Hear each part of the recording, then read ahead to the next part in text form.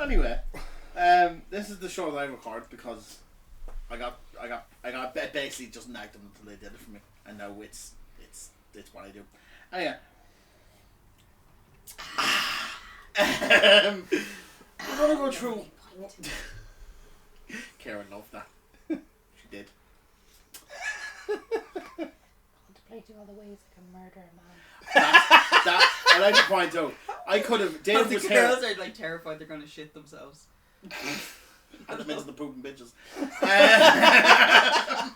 To be fair, one of them did think that she clogged the toilet in work, and then thankfully it turned out actually it was the office next door's toilets that were clogged. It was just backing up ours. You and me both love. Yeah. Right, so we're going to talk about what we were watching this week. Yes.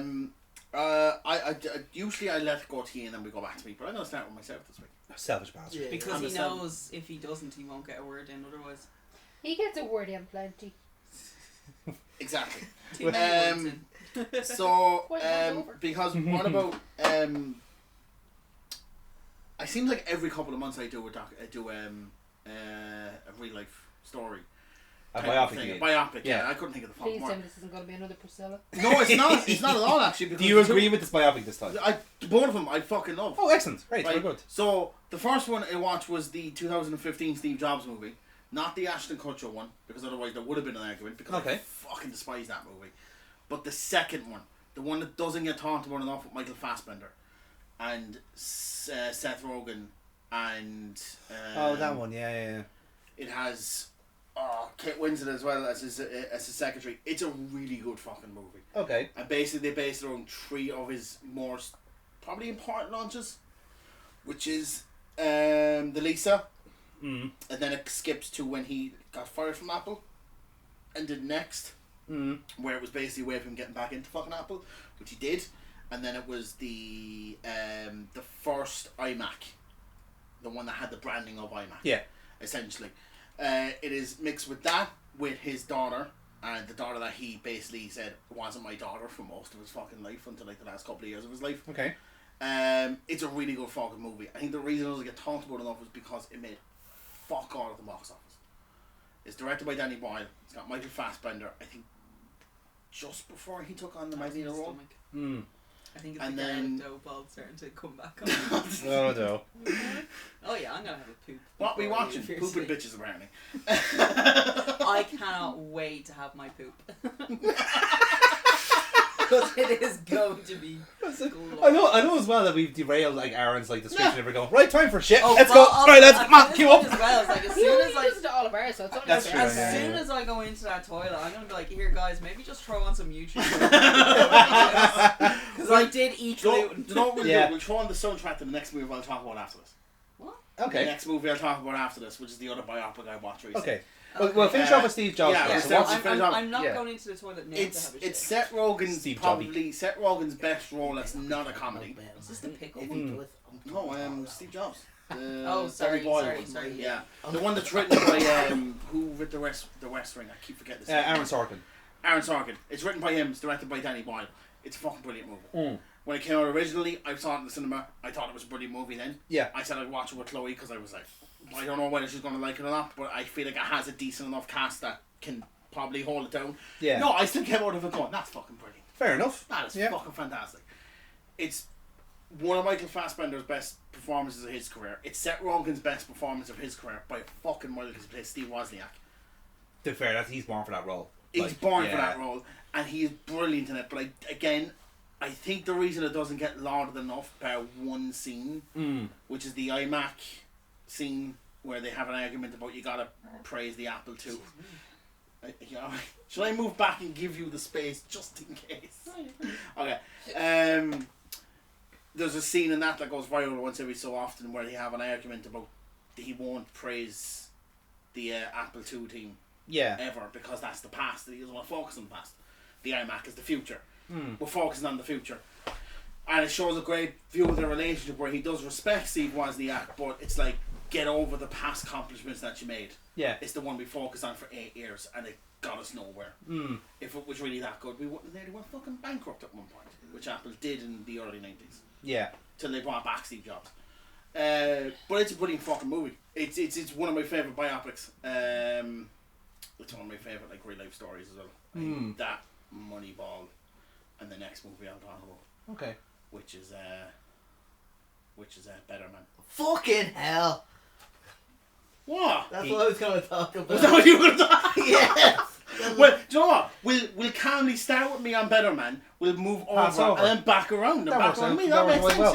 Yeah. Well, before we get into that, I do think it's quite kind of interesting as a point of order that you do kind of bring up a lot of biopics. Now, this is absolutely not a criticism or a personal effect, but like, do you think there's kind of a reason why you are like this, in a sense? I Why like a you good do like biopic. biopic? Well, you know, the same way, like, we all have like different kind of flavours and things. Like, biopics for me are kind of hit and miss in a sense, because I don't particularly have that kind of attachment to a cult of personality, in a sense. Where if there's a story about, like, say, I don't know, pick Do a... you have to get a reference in? No, well, not intentionally, but it actually does work in this kind of metaphor, in a sense where, like, I wouldn't be that drawn to one person in particular to want to see a movie about them. However, that being said, I would love to see a retelling of a certain story, which is why when we watched the Ferrari biopic, I was kind of a bit let down that they kind of, like, about some of the stuff that they kind of missed along the way. But that is the nature of a biopic. They have to pick their battles because they want to tell a story that's representative of that person's life, essentially. Yeah. So do you think there's a reason why you're so kind of like, you know, why you seem to be so not to say like, but so intrigued by biopics? I go into biopics. These two movies are the best way to describe it. Okay. I go into the Steve Jobs movie not because I find Steve Jobs an interesting person, because I really generally don't. I went into the Steve Jobs movie because at that point I was well into Seth Rogen. Okay, so he was your so draw. he was my draw. Alright. And then I ended up coming out of it going, that was a fucking brilliant movie. Yeah. That was fucking class, wasn't it? It's also got Jeff Bridges. Yeah. No, not Jeff Bridges. Who was the other fella in Dumb and Dumber? Jeff Daniels. Jeff Daniels. Yeah. He's also in it. He was the Pepsi. In fairness, CEO. he is low key a fantastic actor. He Like, is. He tends to he's knock. amazing. He tends to knock everything out of the park. He like. was fucking Dumb and brilliant Dumber in did this. him a disservice actually by having Yeah. him so kind of like just iconic from that movie. But Jesus, like take him out of the newsroom if anything. Like holy fuck, like he is a shining light in that show. Shining light in that show. Been in so many things. He has, yeah. He's usually fucking brilliant. I never sat there and gone, that was a bit of a shit. Played George Washington in the movie as well, didn't he? Jeff Daniels, yeah. I think he did, yeah. A very good George Washington, I believe, yeah. But then with the Better Man thing, it was down to the fact that this might be a controversial statement. Robbie Williams is the greatest pop star of the 20th century. Pop star. I know Of he the doesn't 20th century. of the 20th century. Well, I know Michael he Jackson's doesn't. that's sure. See, I second. I would say it gonna would- side with Aaron on this. because he's fucking brilliant, and that movie is fucking brilliant. What? There's not a drawback from any second Just- of that movie when I said I regretted it. Just going back to of the century here, what are you basing? Yeah, what's your I'm barometer basing there? it on his catalogue of songs. I'm basing it on his. So not his popularity. His popularity. Okay, when it comes to his popularity, I know 'Cause it he's basically not- is designated to It's England the UK and only, Asia. yeah. England and Asia. Yeah, you know, that's we're it, fandom so- in Asia as well. But the fact that he was born. There's few people born to be a pop star or to actually have stage presence. Like that's Robbie Williams is born to be a pop star. I would agree with you on I that. get that. I agree with you on that point of being born to be a pop star. I would definitely disagree with you on who I think he's Of the century. of the century. Yeah, I think in decade terms is of, a have different to, argument. I Decade think is a I different have to argument. kind of factor in everything into that, not just no, we your own can. belief. When it comes to Yeah. Michael Jackson, he was a bit more than that because he had Worldwide. yes, Worldwide. but also as well a lot of his music was just above poppy. Like As in, do you think it was like too much within a genre? Well, I mean, he's the king of pop. Yeah, I guess. But I feel like I think if you said Robbie Williams was the pop star of the 90s, I think that would be probably Yeah. more of a there- compelling okay, so argument. we say Because- the pop star of the 90s Because for 90s the is sake- very group dominated. It I don't want was, to. I don't want to cause an argument today. I'm growing Yeah. as a person. yeah. So we'll say the pop star of the 90s and the early 2000s. Okay, I think that's more reasonable. I think. Yeah. yeah, because that was again, I'm using Michael Jackson as my barometer there. Like I think, as I said, you get that moniker for a reason. I mean, if, yeah. if we're going to throw someone of the century, it has to be someone who has worldwide recognition, not someone that literally their movie bombed No, it with was- American audience. and a body of work as well. It which was is- a shame, I think, that he didn't get bigger in America because I feel like that Harry Styles did. And it baffles me how Harry Styles managed to be that big. It's a different era. It's a very. I know it's a different Very era, different era. but when you consider how good Robbie Williams was, and every fucking song that he released, to me, because he is my personal favourite. Again, He's a it's better your own, singer. It's your own preference though as well. That's kind of on it as well. But even just Yeah, but purely Take on... That didn't make it in America. No. I There you know go. Take That didn't make it, So, but that no, but was a that's- different but time. That that's- was very much a But different that's time. Robbie Williams. Yeah. So And that's the lead in. Like, that's how all of us know Robbie Williams from. So in order for American audiences to actually get a flavour for him, they had to have been invested in Take That. And they weren't invested because they had Backstreet Boys. And And Sync, and Sync, New Kids from yeah. the Block, Yeah. and Yeah. Yeah. I could They keep already going. had, yeah, that's to say, even on that point, that the Jackson 5 went worldwide as well. We should remember as well. So that's the saying. Like, I would say, like, another person I would have said was potentially like like Elvis. For El- outside of pop. yeah, first yeah. pop, yeah, exactly. Well, he So- was more rock, wasn't he? He was That's the why I king said of for rock and roll. outside. Outside of rock. Yeah. What I was going to say was like what is not necessarily pop music, but I'd say like the best musician of the century. I would have said David Bowie, because David Bowie not only like had such a body of work from the 60s up to literally the month he was dying of cancer, Yeah. It's ridiculous. but he went and said, you know what, this time I'm going to do a different genre. I'm going to do jazz. I'm going to do new wave. I'm going to do new romance. I'm going And to do it these. still. Everything is perfect. Like every album you would listen to David Bowie is absolutely beautiful. The thing is that sometimes when you have you always have a higher time when you are the flavour of the year, your flavour of the century. And David Bowie's was when he was Ziggy Stardust, which is such a disservice to the man himself, because his era as like in the Ashes to Ashes phase, or even like his stuff where he's just literally like, oh, do you know what, it's just gonna be me in a tuxedo, or here's me with a soul patch. Those are two like unique eras of David Bowie with a different people. It's also Robbie- amazing though as well to see is like how one artist with such a following Yeah.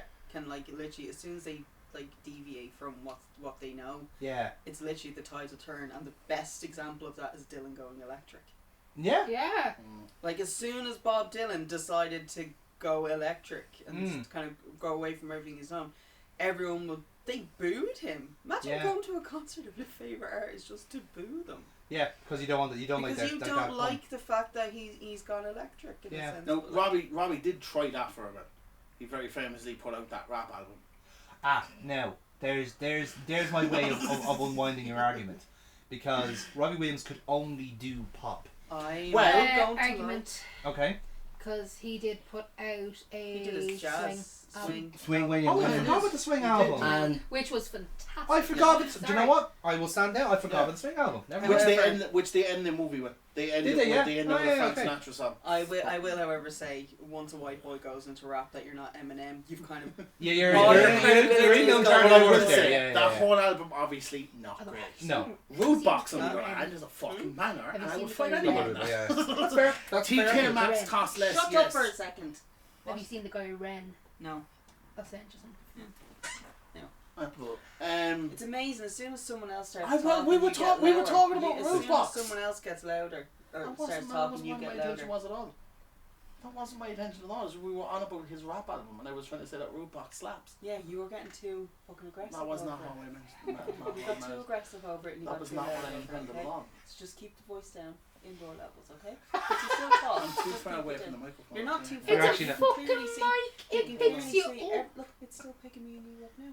It's still picking us up, okay? So just fucking keep me indoors. He's never quiet. and what you really should do is say, Amy, this is my show. Shush. I dare you to say that. I don't want to get murdered. I feel like I know my level here. It's amazing how fucking smarter he's gotten. It- You, this- on the this- other hand. This is what we call. It's because of the distance. He Yeah, thinks he's you safe get over very there. fucking brave when there's a bit of distance between us. But you know what? I'll forgive you for that. You see, the Because thing you is, sent me a Casey, photo the earlier on. exit's over there. Right, so I'll continue on, and by the time he gets out and back in, we should be able to just. Aaron, this is what you should do. You should turn to Amy and say, shush, Amy, this is my show. Again, I don't want to fucking die. Now, I'm going to move because I feel like she's going to fucking murder me. Yeah, So but- I just, but- no, we'll just... No, sit there. No, I'm not going to do that. I'm not going to do that. I'm not going to be a bit... Because I'm not stupid. No, I take it back. You be a fucking bitch. Go on, say it now. Okay, Aaron, come No, no. Yeah, it's amazing how Okay. quickly No. everyone fucking backs the fuck down on that what one. you should say is, Amy, you're perfect. There's nothing you ever say wrong. This is my show now. Please, shush. Are you regretting your choices? But see a murder.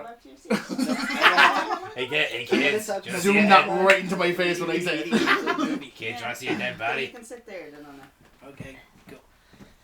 Okay, yeah, right. Better man, yeah? So basically, the movie does go basically with his. And again, I'm going to throw Chloe under the bus with this one because this was a shining moment in our relationship. She was dead set against watching this movie. Okay. She doesn't like Robbie Williams. The monkey. She doesn't really like it was the monkey. Yeah. But in general, she doesn't like Robbie Williams. You forget the monkey's a monkey, which she even said herself about halfway in. Yeah. It's blended into the story. They don't make mention of the fact that he looks different. He just happens to be a monkey in a world of us, essentially. So that's the premise of the Muppets. Kind of. I But his believe point was that his point that he said was the reason why he was a monkey in it is because he feels himself that he is not fully developed yes, as a human being. He feels like he is still primate, and that's why. and it was seamlessly worked into the And fucking movie. that's why that's why he is a monkey in it. It's because he feels I am not evolved enough for humans. And that was his own mental health issues that had this. And he's been very vocal about all this. Yeah. And he has literally referred to himself as a chimpanzee numerous times in numerous interviews. It's a nice visual So it metaphor. fits. So Yeah. it fits. Like he Yeah. did it the way he believes he sees himself. And you do forget it. It starts basically with his early life in Stoke, going into getting to take that work, and then him eventually moving away from take that. Gary, why do I always forget his second? Barlow. Barlow, Gary thank you. Barlow. I only remember his son being a giant. Giant son. Gary Barlow said when he read the script first, why do I come off worse than Hitler? It wasn't Hitler, was Darth Vader. That was a damn fit. I thought it was Hitler.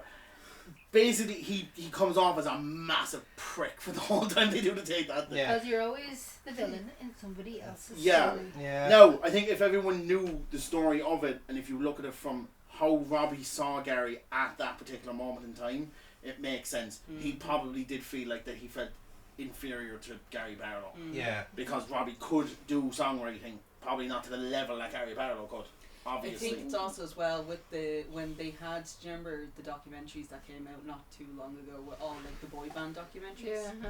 And to take that one that they literally had at that point when they did do the interview with Robbie Williams, he did actually turn around and say it was the manager, it was Nigel actually.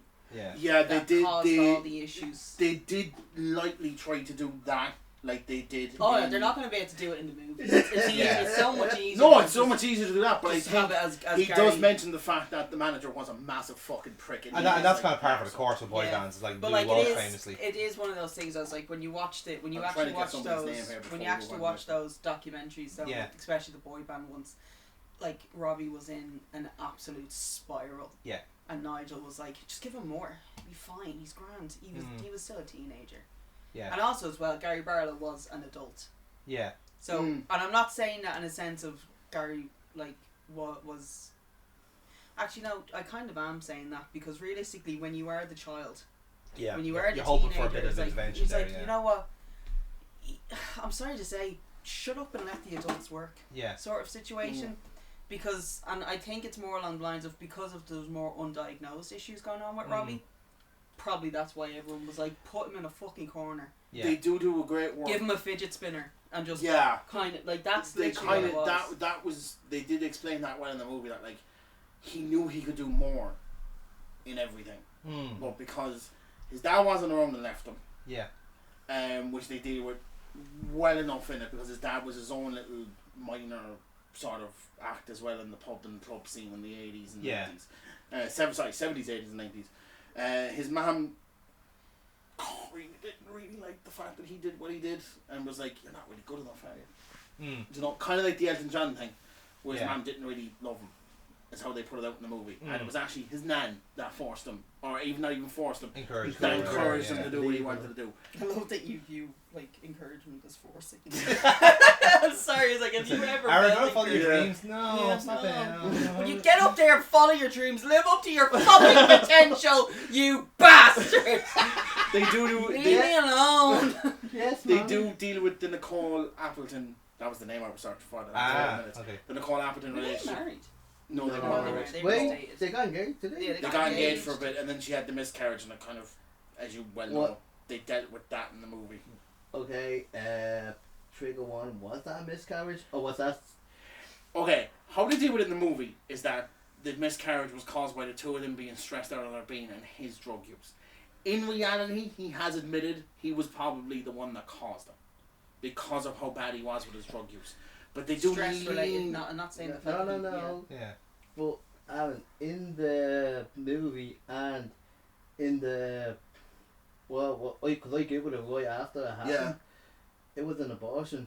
Like, I thought it was only a miscarriage. No, she straight up said because of Oh, the right, but he sexual blames assault himself for it no matter what anyway. He still blames himself for it. But to be fair, she did it because of the fact Yeah. that It was still the she same wasn't massive. she, same like, circumstances. it was in a sense was like, I'm not going to bring a child into this. Yeah, Into because the he chaotic was area, he yeah. was well into his drugs at that point. Yeah. They do move. I want to mention this one thing because it was my favorite part of the movie, and this is where Chloe was won over with, which is the rock DJ bit. When he leaves Take That and he goes on his own. That was that was the start. Like, well, like no, in it's the relatively movie- near the start, but it's after he leaves Take That. No, it was at the start when they signed their first record deal.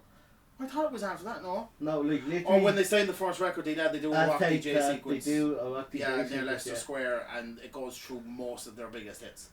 Yeah. So I it was just does. about to say, Rock DJ wasn't even his first one after leaving. No, No, far it wasn't. from No, it. but they used that That was like that That song was as a way of his- going, Yeah. which is so much fun. And when that happened in the movie, Chloe went, "All right, it's good." She was so annoyed that she came out of it going, "Fucking good, fuck's sake." I think the movie seems to be a very good example of something that's beating its own elevator pitch. Because when you say to me, if you were to just distill it as saying, okay, this is a biopic of Robert Williams, but he's been replaced by a someone spelled chimpanzee. punctual. Punctual. Thank you. Very good. I would have just said, just give it what you think it is, and then the autocorrect will do it for you. That's what That's usually what I thing do. is, because the autocorrect wasn't doing it for me. Sometimes it helps to spell words. Chat GTP. Yeah. But the thing is, like, yeah, like, it seems like something like it does. The elevator pitch is done the disservice, because if you just say it in that one sentence, it doesn't sound like a great gambit. But then when you see how, as I said, the visual metaphor comes across in all forms, and you also see like, well, this is how he's perceived himself. So it actually is like, for the first time in biopic, that's actually incorporating the imposter syndrome of the person involved, There is as opposed to just fluffing them up to the extent where they're almost insufferable. There is another great bit in it later on where he does the, fucking over Liam Gallagher with the Kenilworth live of the Oasis. Oh yeah. Very famously went, "I'll do more than you," and he ended up doing it, and it lasted longer right up into Taylor Swift this year. And I had to point out that's why I think it's class. But there's a whole sequence in that where he does the very famous, when he's hanging upside down and he's got his arms out. Yeah. That is the start of it, and then he basically kills all of his past selves. So you have the Rock DJ thing, where it's a monkey with all of his skin off. You have the Millennium.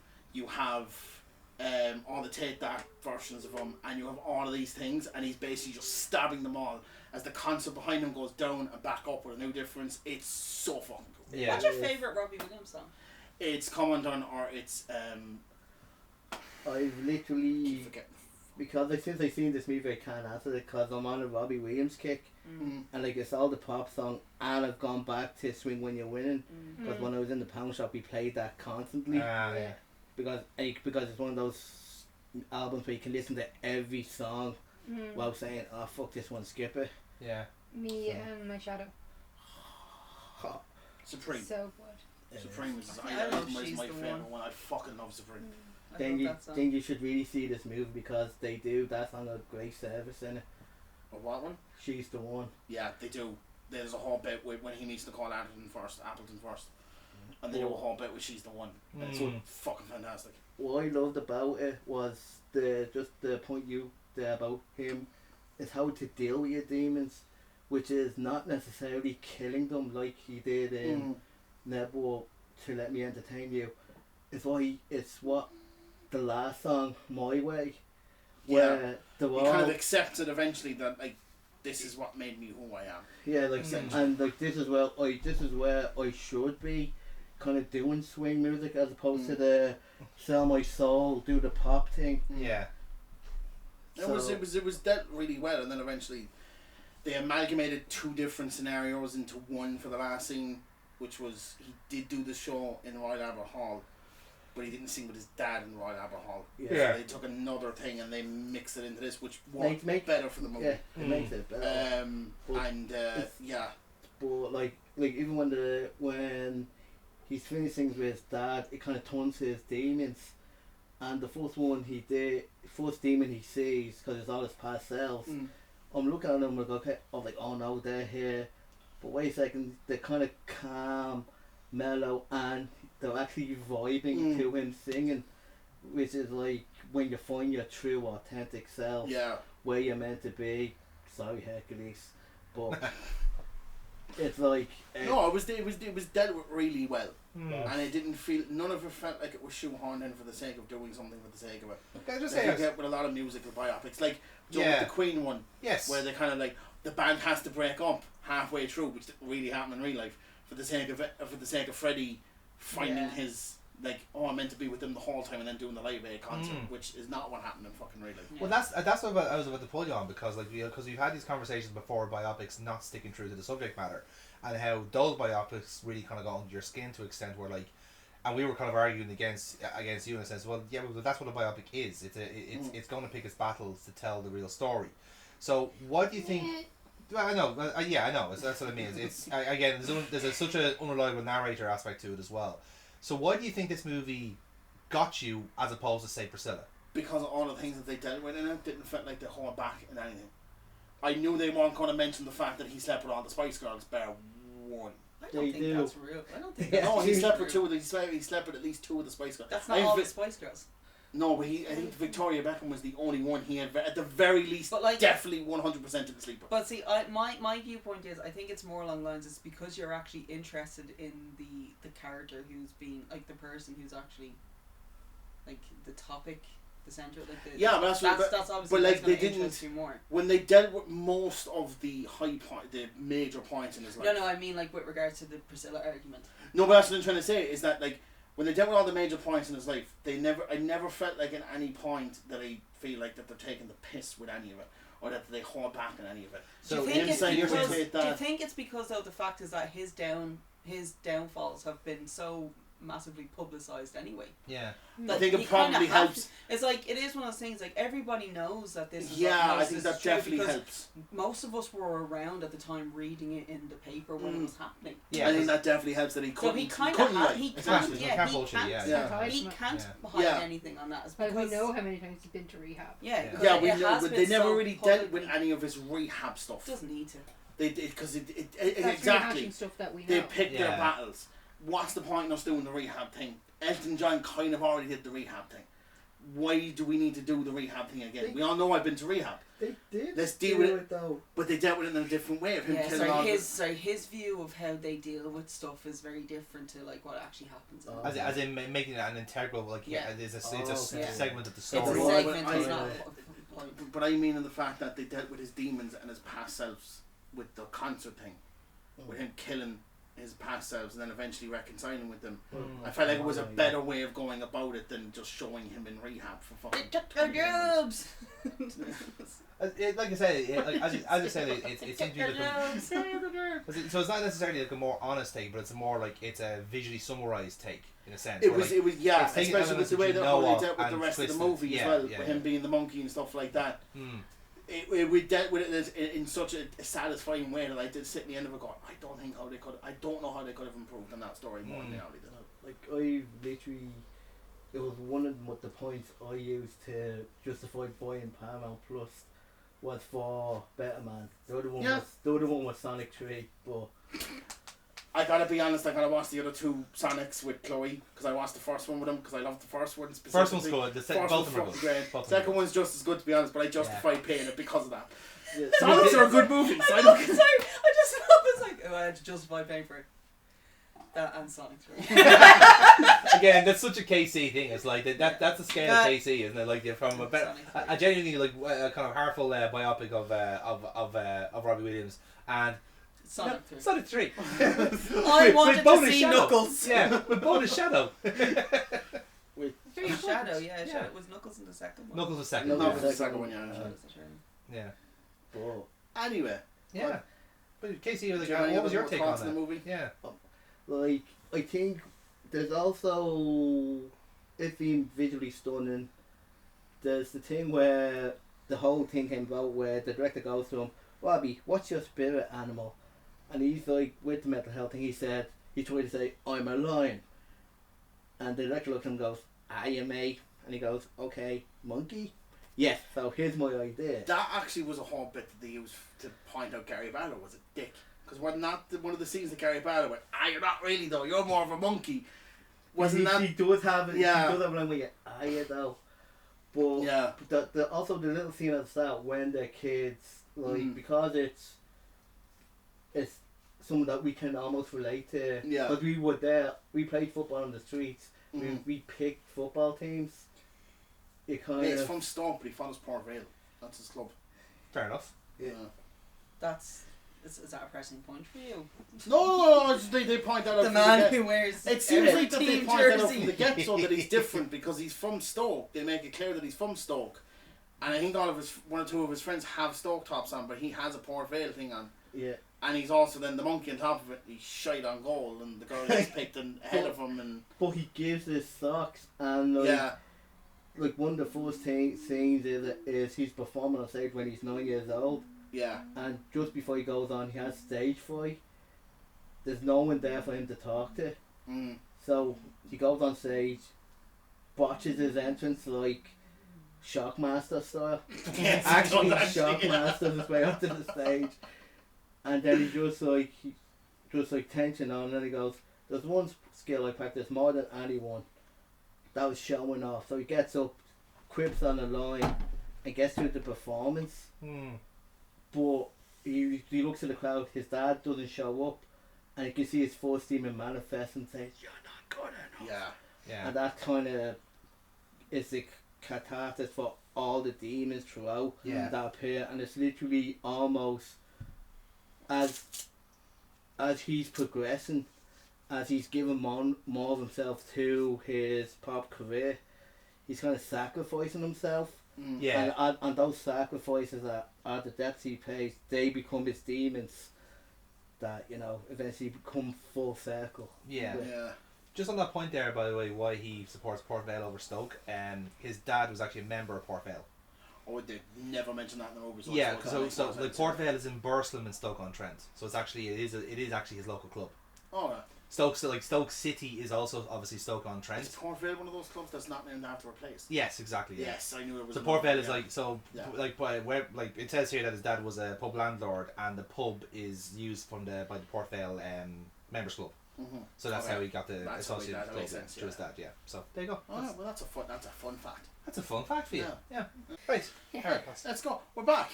There definitely wasn't a cut there. Jonathan and Kara definitely didn't move seats. I've been here Alright. the whole time. Yeah, we're going to gaslight the Sound fuck right? out of you.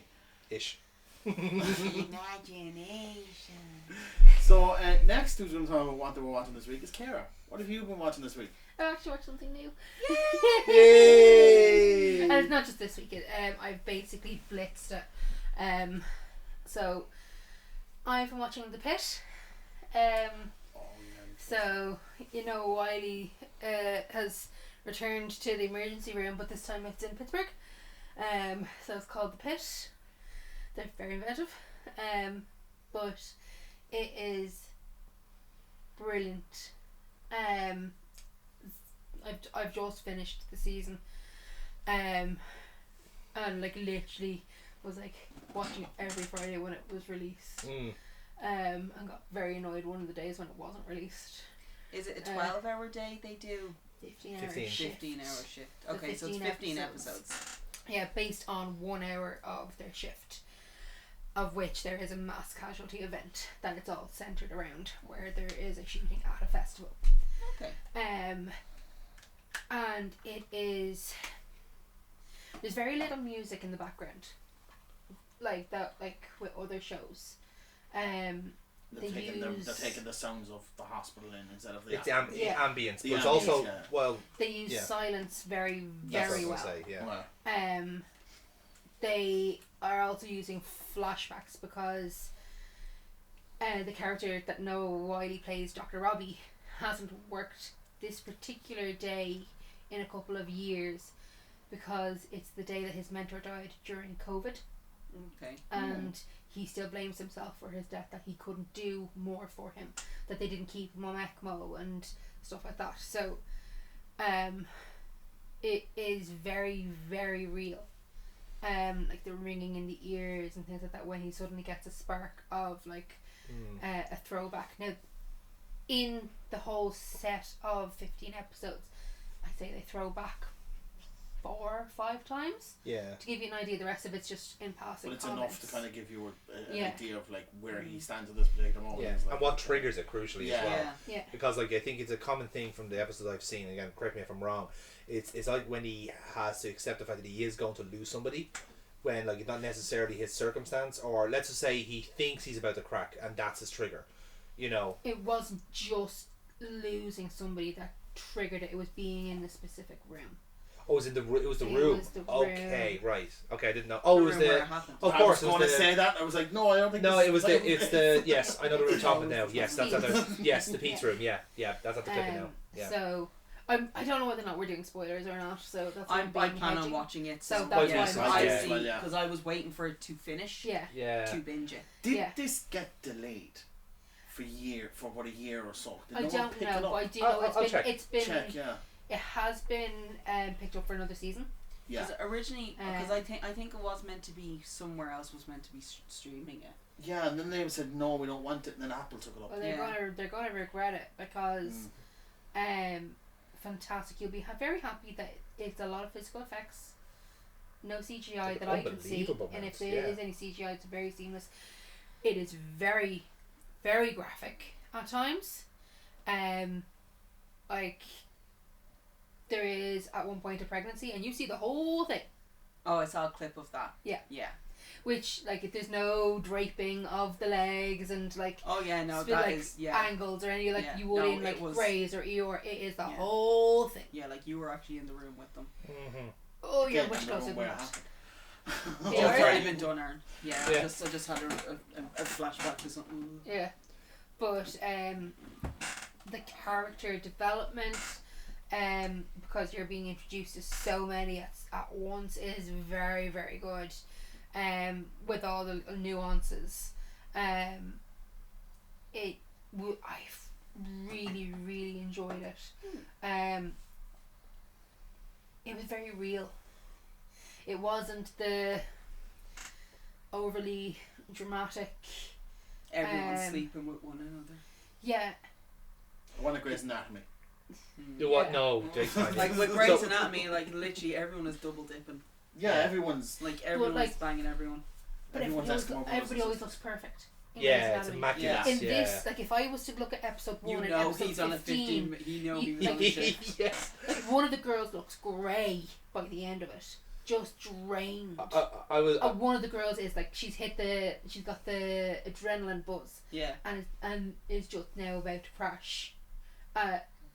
They look tired and weary and the I'm yeah, so the fucking new done. kids is Yes. my favorite because like, this poor fucker gets Don't. yeah, I know, but that's the same. But he's the same thing where like they've demonstrated how fatigued they are over the hour. So like from a production standpoint, the attention to detail is immaculate. Mm-hmm. To the fact that like you can tell these people have worked like shifts beyond their shifts. It comes across in how they act, in how they look, in how they walk, even just Yeah. Mhm. simple things like Does that. it feel like that there actually is another world outside of it, that like this isn't the first time they've done it, so to speak? Well, It doesn't feel like that it's been set up. It feels like it's been a natural. well, This is just another shift that well, they're doing. yeah, to a certain degree, yeah. Yeah, because Yeah. it involves a mass casualty event. Like they do say, oh Jesus, like they're like, well look, if you've gotten through this, you'll get through anything. We don't get this every day, but this is why we practice and why we train. Yeah. That kind of vibe. Mm. But it's the little like the even in terms of production, they've taken a lot of notes from like the West Wing in terms of like the walk and talk. I saw a lot of West Wing in this, in Yeah. fairness. But it goes from one room to another, like it's not completely medically accurate. I do like actually because Eeyore did that as well. Yeah. Eeyore, This is the because same Eeyore production was group. very much with the West Wing as well. They were But kind it's of the same thing. very. They were very it's a walk lot and talk. Yeah. smoother. Yeah. If you get what I mean. Yeah. But it's even like little things like seeing the character walking by in the background. You're not going to turn and follow them. It's just that he's passing by. It's there, he's just walking that by. you know Yeah. that he was doing a thing. Yeah. Yeah. Going looking for somebody, and that's what he's doing. That'd be relevant in And 5 but minutes it comes time. back in a Yeah. couple minutes Yeah. time, or there's cleaners in the background, or like Yeah. it's little things, like things don't just magically get sorted. Yeah. Yeah. It feels Like, real. It feels like an yeah. actual.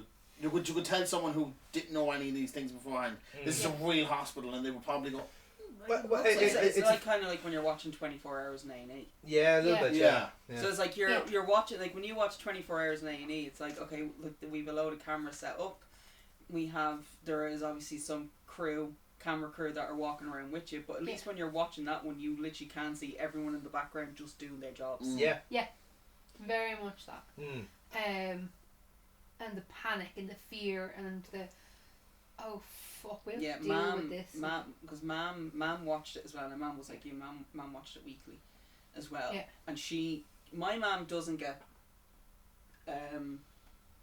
what's the word I'm thinking of? She doesn't get not that she doesn't get emotionally attached. She doesn't get invested. No, she gets invested, but she doesn't get shook by a lot of things in TV shows. Like she's very much like.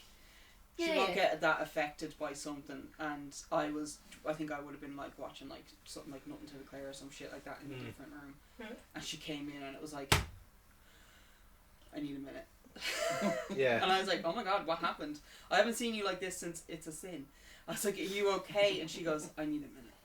What episode?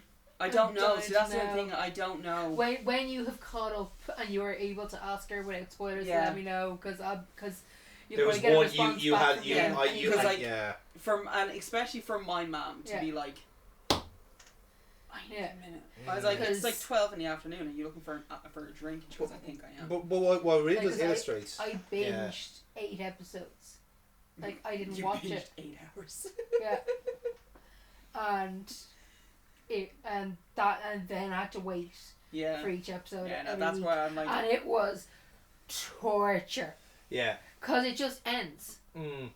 It's not on a cliffhanger. It's not on always. It's just. It's like the shift is over. It's just moving on. It's like, 12 but o'clock. it's not even like it's just that they're taking a breath. Yeah. Or it is a cliffhanger, and you're like, what the fuck happened? Like I say, it stayed true to the fact that I know from TikTok. I know one cliffhanger is the kid with measles. Yeah. Yes, I've seen that clip. I've seen that's the one that's gone through TikTok. I actually that one is very much going through. That one is very much going through TikTok because obviously that's the way a lot of Americans are looking at the world nowadays. Been like, I'm not vaccinating my children. I'd rather them die. It's very specifically like I'd rather them die.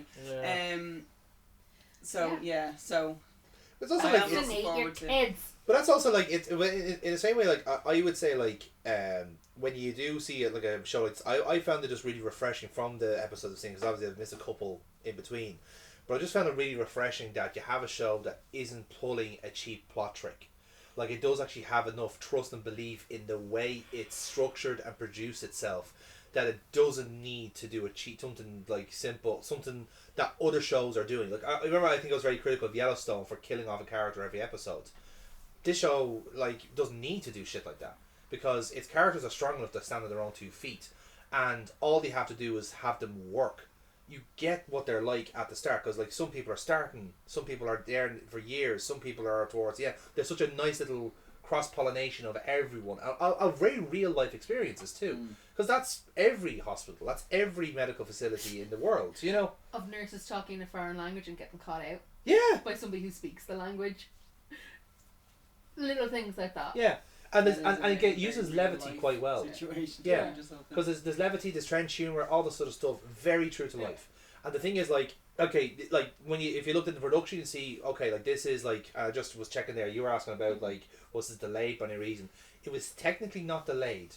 However, there was a lawsuit about this show because the original the owners of the ER property IP address sued the producers of this show because they saw it as just a backdoor sequel to ER. Yeah. Because Noah Lyle was actually meant to play Dr. Carter again. Yeah. And it was basically supposed to be just a show around him. Yeah. But then they repurposed it because the creator is the same one. It's Scott Gemmell. So they just said the whole creators and the writers and the producers, the writers all, like experience. They have all done ER. They've all done Grey's Anatomy. They've all done different medical dramas. These are the gold standard. Being your fucking niche. Yeah. But here's the thing. But like a lot of people have done like everyone stays in police procedurals. I know. I mean, like, I don't mean like that. I mean, like, imagine like you are like a set designer and you're like, oh really? It's like, do you work in TV? Yeah. Mainly medical dramas. Yeah, well, I do the dead bodies in the hospital. But in fairness, medical dramas, the blood bubbles that I'm able to leave. But it makes total sense though, because medical dramas are one of the first shows that was on American TV. Like it was not Matlock is the one I'm thinking of, but it's the other.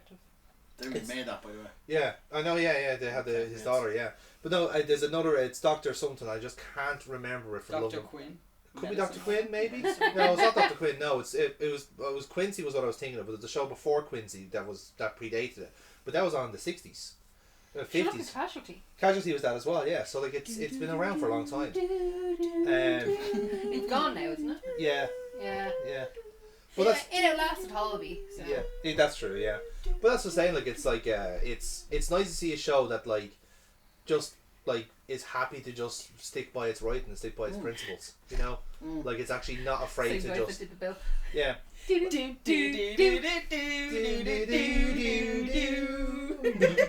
But like so like the observations I had like trying to watch Yellowstone was like okay, that's a cheap trick. That's a cheap trick. We are way too in sync. We're literally sitting there kind of going, what was that? It's burning. Jonathan, beautiful. There. No, that's fine. I actually had to come to the end of my point anyways. It's like I'm going to make a joke here. Yes. And for the love of God, girls, don't kill me. The tables have turned here because now they keep cutting you off. Oh, and we usually manage to keep cutting them off. Now they're turning the tables. Do you know what? That is a victory for feminism. Yes, it is. It's a victory for feminism. Play. What's that word they're using? What's that word they're using again? Where people are sexist towards men? What's the new fucking term that men have come up with? Not meninist. Misandrist? Misandrist? What? Something like that or something. That's a terrible word, and you should feel bad if you invented it. You should feel bad. It's probably that prick Charlie Kirk, wasn't it? Fucking tiny. It feels like it's his tiny faced freak. Him or Lawrence Fox. Yeah. It's one of them. Tiny. That's the. I don't think that's London Burning. No, I think that's London Burning.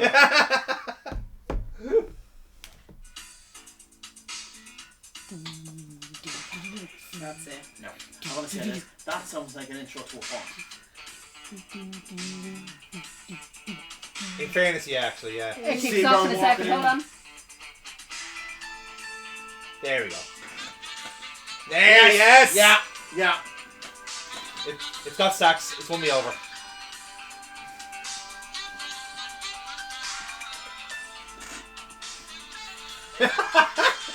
Right, Emily, what have you watched this week? She's vibing. That's what she's doing. I was going to say that's not going to stop, and then we should have YouTube Premium, so that's Before we move on, I just have a question for Jonathan. You just said your last point was you were comparing it to Yellowstone. You said Yellowstone has unnecessary deaths. Yeah. And as you watch it, you say that's a cheap trick. That's a cheap trick. Yeah. As a viewer, would that, even though Yellowstone is apparently a good show, haven't watched it, does that kind of pull you out of the show then? 100%. I'll tell you why, because literally the first scene in Yellowstone is this fucking mutilated horse. And like I said to Kira, it's in a car crash. It's in a car crash. I was like I really have, it's a pet peeve of mine, and it really is. I'm hoping it is just me just being fucking fussy, but it's like I hate when they do shit like that. It's like, oh no, this poor wounded animal, and I have to kill it off. So it's like, okay, so you're immediately trying to like shock horror me because you don't have anything else stronger to start off with. And the thing is that I think Yellowstone will we are going to try Yellowstone again in season 2 or 3, and like but and I do believe it's only 5 seasons. It's only 5 seasons, and I think the thing is like don't do the prequels. Yeah. And the thing is, like, I think it will get better because the season did get better as it went along. But the problem is, I'm a massive Yellowstone. Yeah. Okay. So, like, would you think? I highly recommend it. Yeah. To go. But would you say my observations of season 1 were fair, or do you think that was just I thing? think they are fair in a sense because again, it wasn't. It's at the time because of the way network television was going. Yeah. Nothing was getting renewed after season 1. See, that's everything was. They were literally only doing one season of everything, and then they're like, you know what? It's actually too expensive. Cancel it. Yeah. So that's why season 1 was very much like kill everything. Yeah. Get it done. It was a Game of Thrones mentality. Exactly. Yeah, it was if very we're much shocking enough, will be kept. Yes. It's not even in that sense. It's more along the lines of was like we need to be relevant. We kind of have to keep it at a sense of we need to keep the viewers up. The drama, yeah. And if it gets to a point where it's like, okay, anyone can go. Yeah. That will keep your viewers on. Well, shit, Yeah. what the And fuck? that's the cheap trick I'm talking about. Because I don't think any other, like, again, I accept your point in a sense, and I think with Yellowstone, with the next few seasons of Yellowstone, I'm confident that it will get better.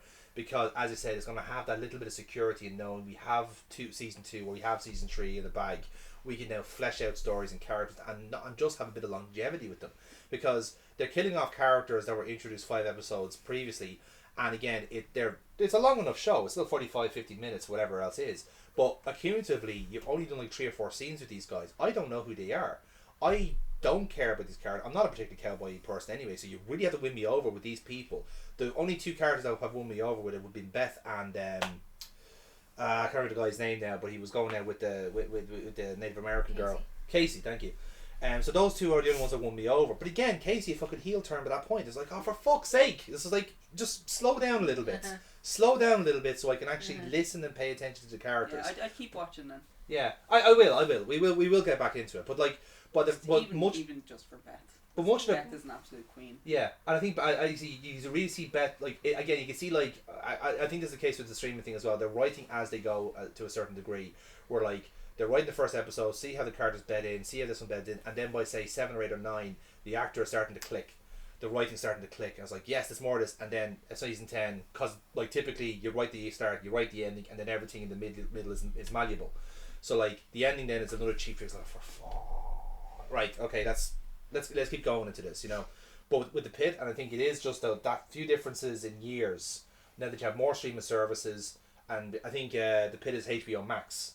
So they know they're going to be like it's. They didn't at the time. No. They didn't at the time. You're not like I think it's at this point now. I even now never assume you're going to get a second series on anything. Do you know the only studio I think is pretty consistent at least giving out a second series? Apple TV. Yes. Yeah. Prime seems to do it as well. Yeah. Netflix. Yeah. Netflix, no. Netflix, I can't trust them at all. Netflix have cancelled more. They sign them for it. They sign them for it. Yeah. That's where I'm getting confused. Because again, Netflix have the same thing again. It's too expensive for them to. As soon as a show gets, the worst thing is if a show gets popular. Yeah. Because then straight you're gonna get cancelled because it's like shit. This is actually gonna cost us more money than we were willing to invest. So it's easier to cancel it. And Mindhunter is an excellent example of that on Netflix. Yeah. But isn't that done as well to them not having the actors and the time? They literally told them at season 2 it's too expensive to continue making use. Oh, I thought that was more just down to the actors and stuff. No, because the actors themselves that were in that show, they're not doing anything. Bear that in mind. They're not doing anything. The most recent thing that fucking your man had afterwards was the Iron Claw. Okay. Played Fritz in the Iron Claw. He hasn't done anything since. Well, so it did. Yeah. It got Mindhunter was the top show on Netflix. And they hadn't even gotten to BDK. Yeah. At that point, so they were still literally building up to him. Yeah. They were still literally him in the shadows. They hadn't confirmed who the serial killer was, but you know who it was. And then season 2 finished. Your man's having his panic attack. It ends on a cliffhanger, and then afterwards, David Lynch was like, "Yeah, they're not letting us renew because it's too expensive for us to do. So that's the end of it." Yeah. And we can't take it anywhere else because Netflix owns the rights. Well, even then, even like kind of keep that in mind. It is nice. I am glad to see a show that is just happy to do its own thing, and rather than having to feel like they have to pull the rug or to do something cheap like that, because they don't have to. Like if your writing is strong enough and your production is strong enough, and it just pulls you in. Like again, the show is really, really absorbing. Doesn't need big soundtracks. Doesn't need big draws in terms of names or cameos or anything like that. It just has to be well done.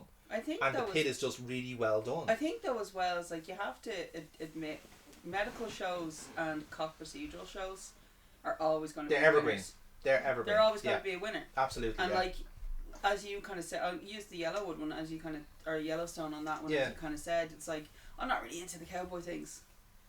So that automatically, you're not their audience at all. Oh, absolutely. For 100% this. agree. Yeah. So, whereas everybody's been in an ER. Across whatever country. And they are all almost the same. Yeah. In terms of the waiting room's always full. Yeah. I mean, we all have the same gripes. Like, I'd be the same on it as well, because like I enjoy watching most of those kind of shows in a sense. So it's fine. In that one.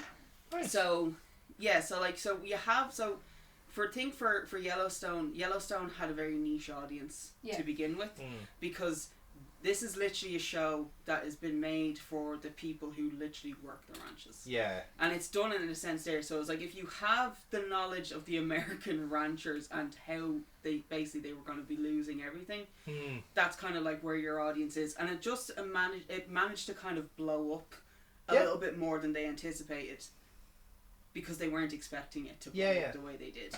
And but obviously it has something if it's blowing up. Because not only this, because Yellowstone had 5 seasons and 2 spin-off prequels. Yeah. So you had Yellowstone 1923. And then 1888, wasn't and it? 1888. Yeah, 1888. Yeah, so I think is that the one with Harrison Ford? Yes. Sam Neill. No. Sam Neill is in one of them, isn't Sam he? It's not Sam Neill, it's the fellow with the moustache. That's Sam Neill. It is? No. Sam Neill is Jurassic He's also the mayor in Family Guy. Fuck, he's in A Star Is Born. Sam. Tombstone. Fuck. Oh, Shane. No, not McShane. No. Look up the guy from the bar in The Big Lebowski at the end. Sam. Fuck! That's the guy I'm thinking of. It's not Sam Neill.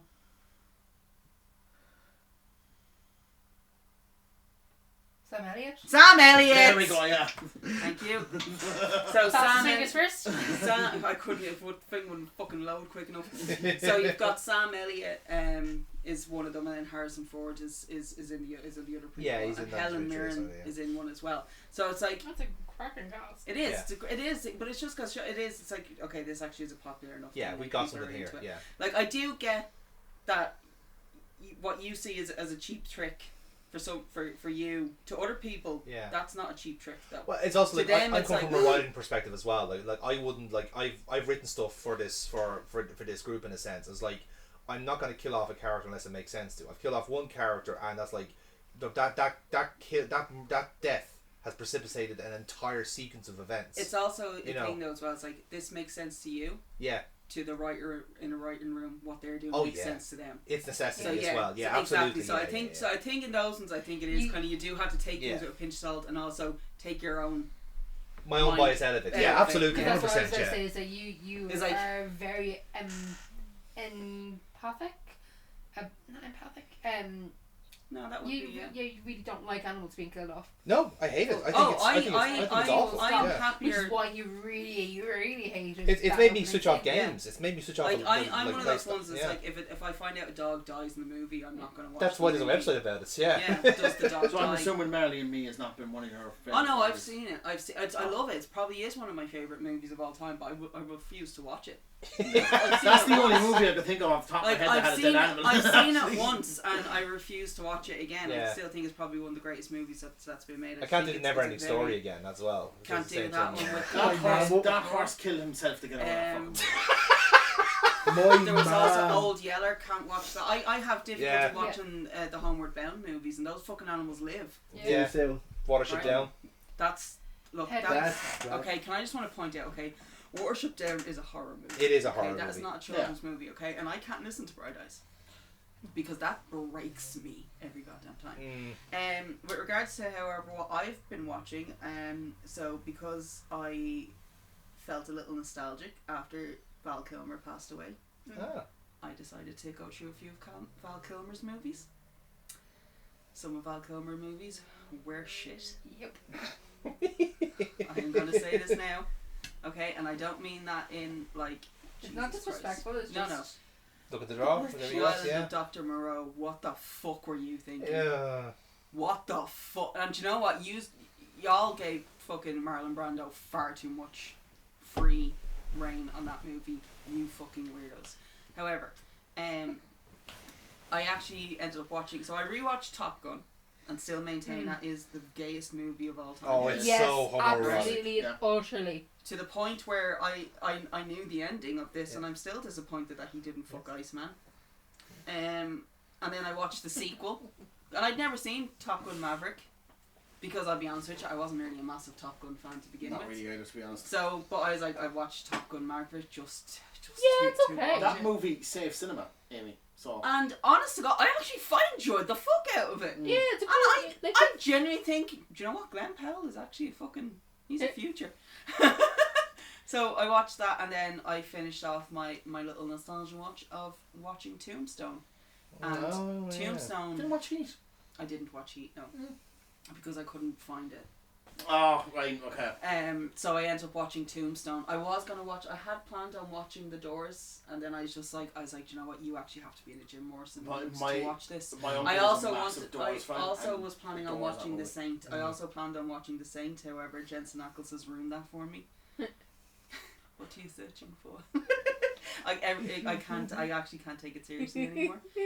So it's been ruined for me. So I ended up watching Tombstone, and I still, hands down, think Tombstone is probably one of the greatest Western movies of all time. It's cracking. And yeah, I it's really good. genuinely don't believe we were watching Val Kilmer. I actually think Doc Holliday rose from the dead and literally possessed that man. Yeah. To play that role. And Kurt Russell in it is phenomenal. Yeah. As well. And then you got Bill Paxton who's great, Sam Neill who's just amazing, and then when Billy Zane pops up you're just like, what the fuck? And then here's your one from 90210, what's his name? Jason. It's one of those proper casts. Like, right? It's like, you got Val Kilmer, Kurt Russell, Sam Elliott, Michael Biehn, Bill Paxton, Dana Delaney, Billy Bob Thornton, Powers Boots, Jason Priestley, Billy Zane, Michael Rooker. Like, Thomas Hayden is in it. Frank Stallone is in it. It is one of these ones where you're just like, are you fucking kidding me? Like, this is a top-notch movie. John Corbett is in it. Robert Mitchum is actually the narrator, obviously, for the whole thing as well. It was one of his last movies that he did. Like, this is probably one of the best fucking cowboy movies that you're ever going to watch. I love a cowboy movie. Yeah. I really do love a cowboy movie. Okay? And it's just one of those things where when it comes to Wyatt Earp, I'm also like, I like this. Because I like the story behind him. And it's one of those ones where it's like, it's kind of I do feel a bit sorry for Kevin Costner. Because Kevin Costner had put his heart and soul into Wyatt Earp, and Tombstone came out first. Yeah. And it was perceived as the better movie. And you're just like, oh, it was the better movie. Dennis Quaid as fucking Daco. Oh, no. It doesn't work. So I kind of, that's what I was doing. I kind of went back on one. I did plan on watching The Bondsman. Yeah. Which is Kevin Bacon. It's on streaming. He plays a bounty hunter. He plays a bounty hunter who dies, or who ends up, I'm not 100% sure, he either dies or sells his soul. He dies and then he gets a chance when he's in heaven and when he's in hell. Yeah, to be, so he hunts demons then, basically, that one. So, shockingly, we kind of think that might be up my alley. Not sure why, but my mum. I mean, I think there's something there. Yeah. So I don't understand where death and stuff kind of comes from me, but my mum was like, I think you might like this. So. I'd like to point out, and I know she would like it because my mum, who anytime she watches something, she always goes, "You should watch that." That's another reason why Wyatt Earp kind of fails. It's 3.5 hours long. It's 3.5 hours long. No, it does. It gives the whole fucking story. Yeah, it's more complex. Yeah.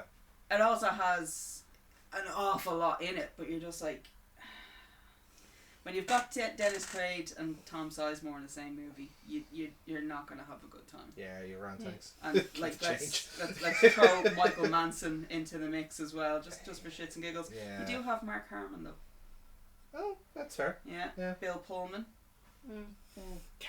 Kevin Costner, obviously Gene Hackman. Yeah. Now, unfortunately, we do have Jim Caviezel. Thank you, Caviezel in it. He's not great anymore. Jesus Christ. Rex Lynn, So I mean, Adam Baldwin, he just fucking shows up in everything, and you're like, I know this guy. He's a Baldwin, but he's not one of the Baldwins. He's a Baldwin. He's a Baldwin. Yeah. He's a but Baldwin. yeah.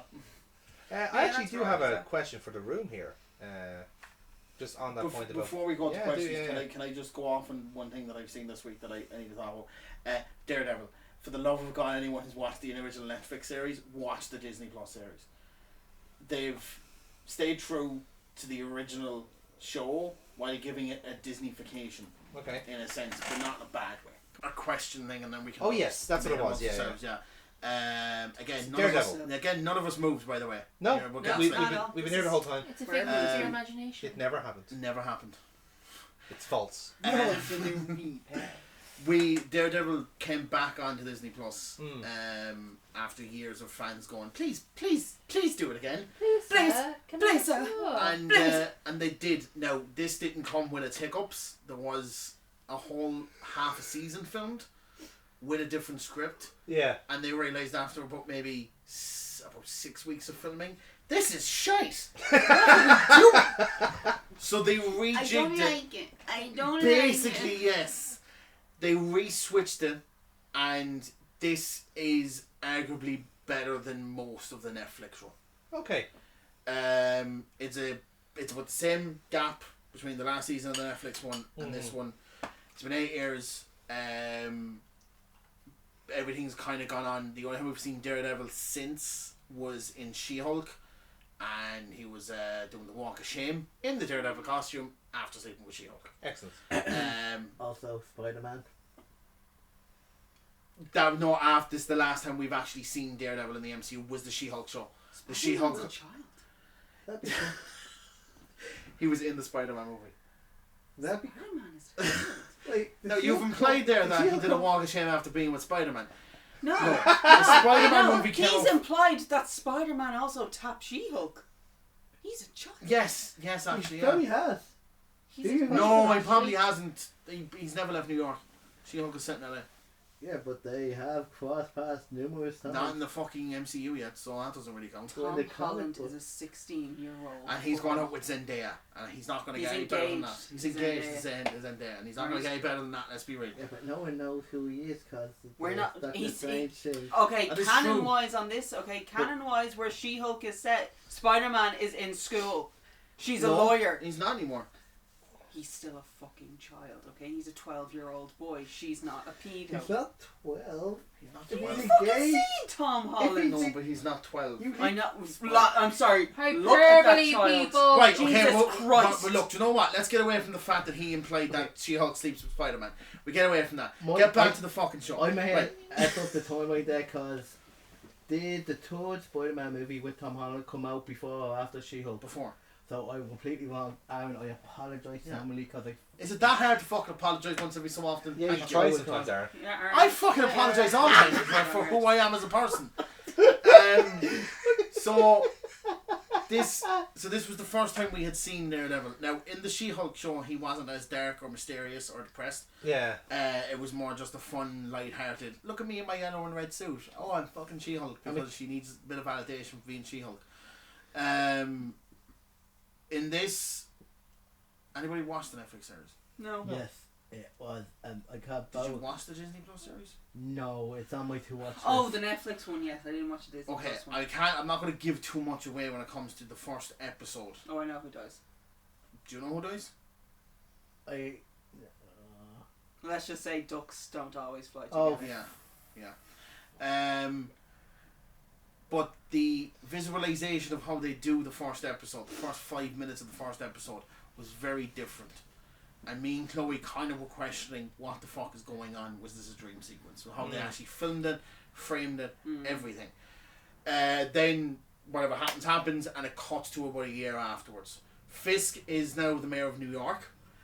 People were complaining that's unrealistic. I like to point out in comic books alone, Norman Osborn has been the president a couple of times, and so has fucking Lex Luthor. Look who's the president of Look who's the US president as well. now. So it's not like it's a big Don't- fucking change. If anything, it's more realistic It in is. real life at this It point. is. I'll actually risk Lex Luthor for a year. Actually, you don't want. Yeah, Do you know what? I actually think Lex Luthor might make it work. he probably could. He just hates Superman. And I feel like we can get past that. Realistically speaking, his thing is, if everyone in the world agreed with, like, do you know what? Yeah, let's get the illegal actual alien off the planet. I actually genuinely think the man would be like, yeah, do you know what? Fucking free healthcare for all. Yeah. So Fisk, they did set up him becoming mayor at the end of the Echo series. Because he seen a news report about it, and I looked at it and I was like, oh, this is how they're going with the character, which was a grand way of going about it.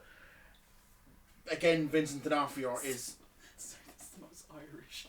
Oh, that's how he's going. That's a grand way. It's grand. It's grand. It was the arse one. Do you know what?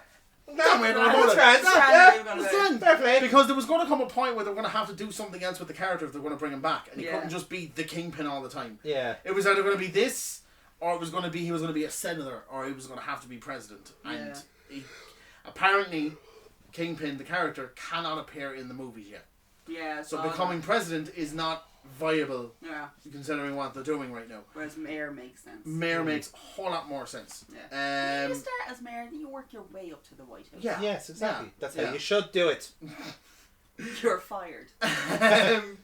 So there is a brilliant scene in episode 3 where it's like his first week of mayor, so he's got to do all the handshaking and stuff like this.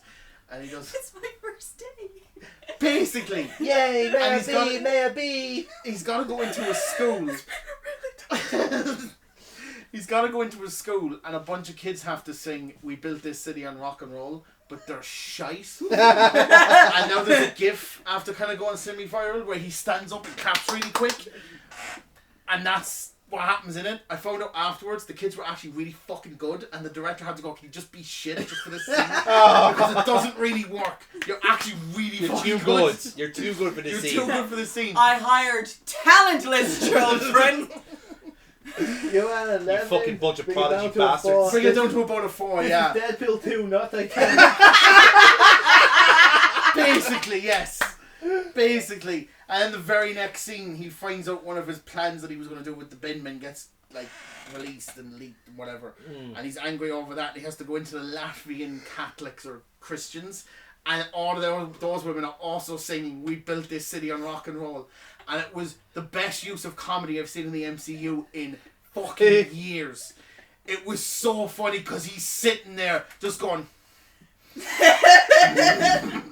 hate this fucking song now. But Vincent D'Onofrio is fantastic in it. He's brilliant. He's one of those actors where he has such a back catalogue that when you watch something you're like, oh. Men in Black being the biggest one. I was thinking Men in Black myself there. Yeah. Like when you remember, it was like, oh my god. Yeah. What the fuck? Ugh, brother. Ooh. What's that, brother? Ooh, baby. I'm raging that that's no longer a thing on TikTok. I'm devastated that didn't last longer. My favorite flash in the pan of that one of those similar kind of things was the Smash Mouth one, but it just holds the syllable for a few seconds. Yeah. Somebody wants to. Yeah, I love that one. They did the original plan for this season didn't have Bullseye in it, who they set up, who they had in the 3rd season, but actually wasn't Bullseye in the 3rd season. Yeah. So they brought him back into this one, which was a fucking masterstroke, because he's so good. He's a sociopath. Yeah. He has completely gone off the edge now. It's been a couple of years after the 3rd season of the Netflix show. He is tapped.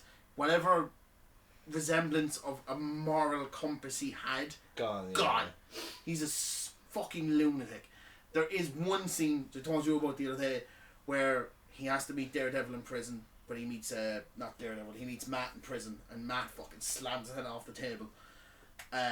Which a bunch of people point out, isn't there cameras inside there? They probably would have figured out that it was the blind lawyer. Yeah. Get over that. And then later on in the episode, imagine having to admit that you got beaten up by a blind man. Yeah, exactly. He was just moving too fast for me. I just couldn't respond in time. So I did not even see him coming. It was probably like he fucking didn't see you. Yeah. Oh, did he just walk into you by accident and just repeatedly punch you in the face? It was the most ironic of assaults, come to think of it. Nobody saw a thing, not even the perpetrator. The perfect crime. So I didn't know what I was doing. I can't see shit. I thought it was a pinata. Oh my God. With really realistic. I thought it was opening up the door. I just went bang. Oh no! Oh, that's not the door. Oh no! That's actually the plot of one of the Boondocks episodes. It is. Shit, yeah, actually. It is. It's only when I started saying it, I was like, this actually sounds so familiar to me. Yeah. There's no fucking way I thought of this on the fly. I am not this creative. But there's, and then he hits him off the table. So obviously because he's been hurt, he gets brought into a doctor's office.